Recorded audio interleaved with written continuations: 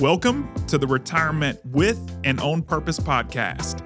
I'm your host, Trevor Lawson, and this show is all about helping you not just reach retirement, but truly thrive in it.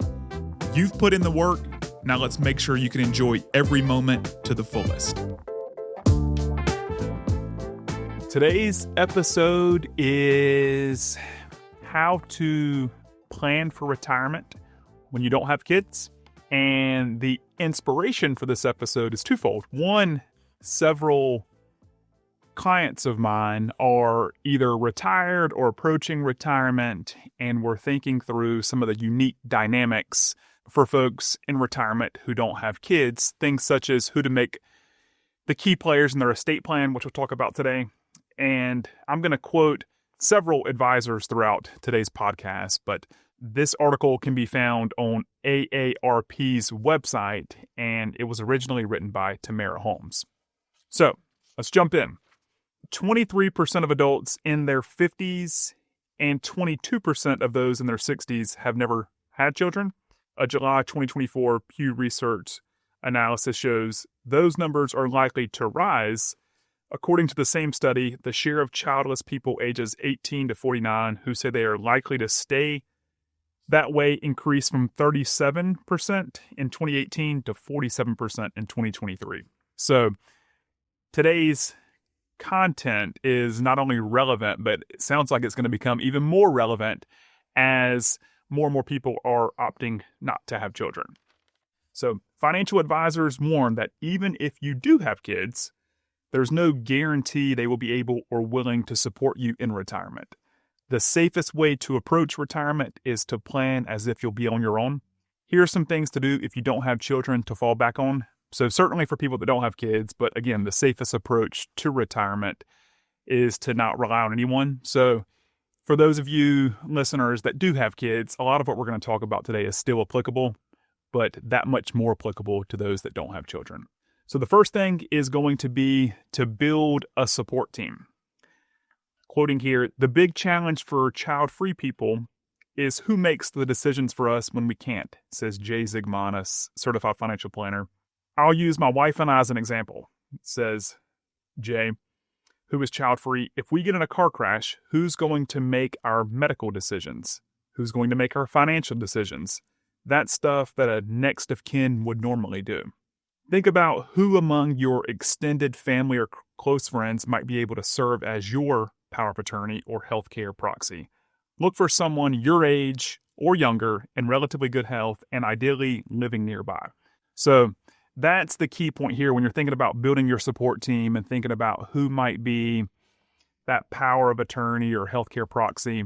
Ideally should be someone that's your age or younger and in good health and that lives nearby, because oftentimes when something does happen, these roles do come with, some inevitable responsibility as part of the estate settlement or estate management process. And it's much easier from a logistical standpoint if this person is in good health and in close by to where you are geographically. Quoting again here, child-free people tend to have really strong bonds with their nieces and nephews. And in many cases, it's the nieces and nephews who step up as caregivers, says Jay.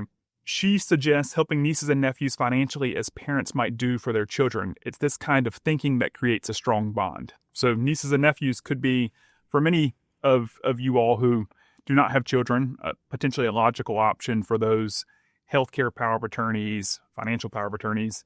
You might also consider engaging an aging life care professional. Jay says, these providers, sometimes called geriatric care managers, can help clients address health, financial, and housing concerns and access caregiving and other services.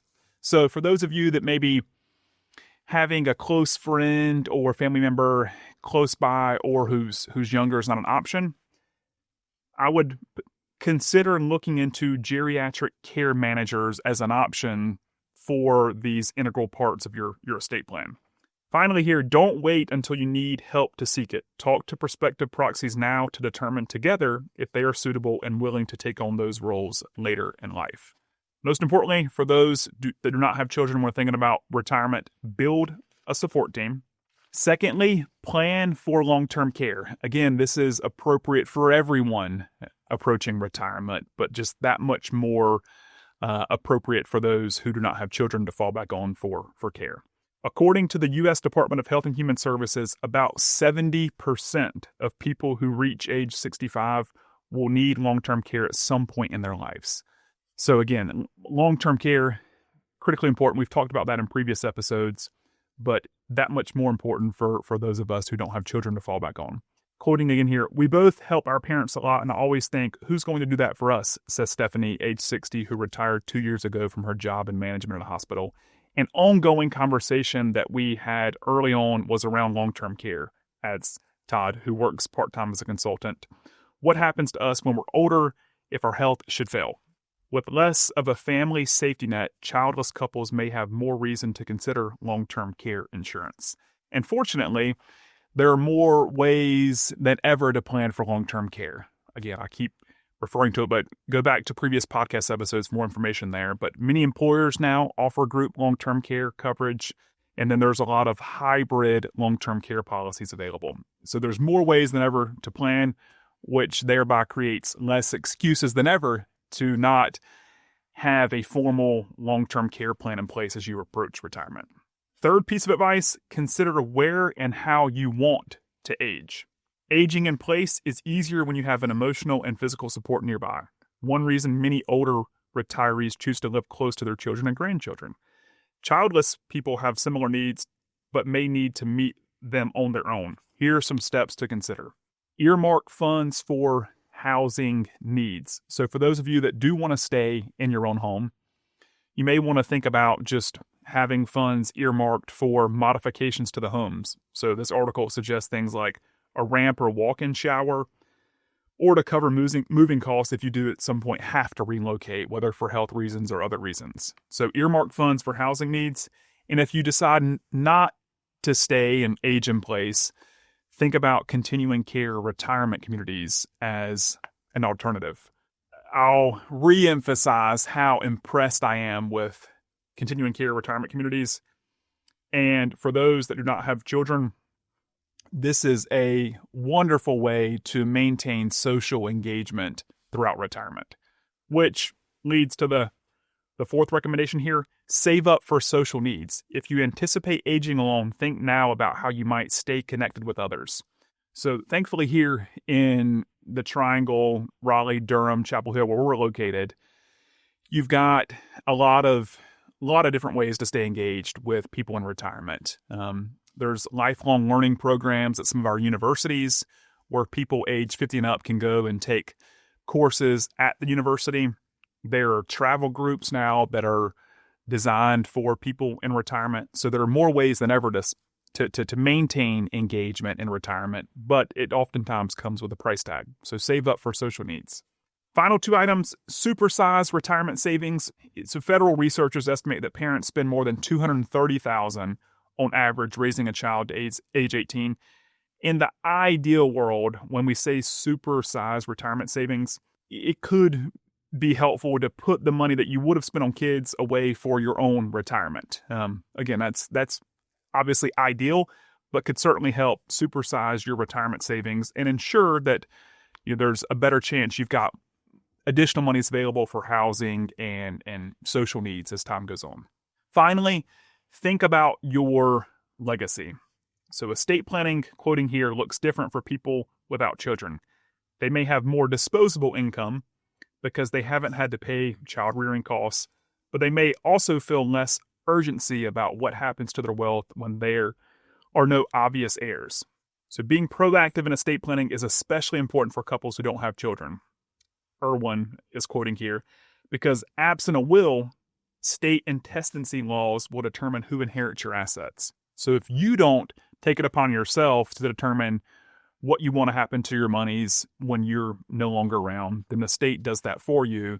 And oftentimes that just really lets a great opportunity to pay it forward to organizations or places that have had a profound impact on your life.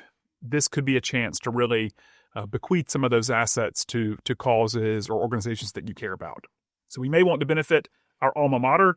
We want to benefit charitable organizations that we're passionate about. We want to benefit friends or maybe a niece and nephew.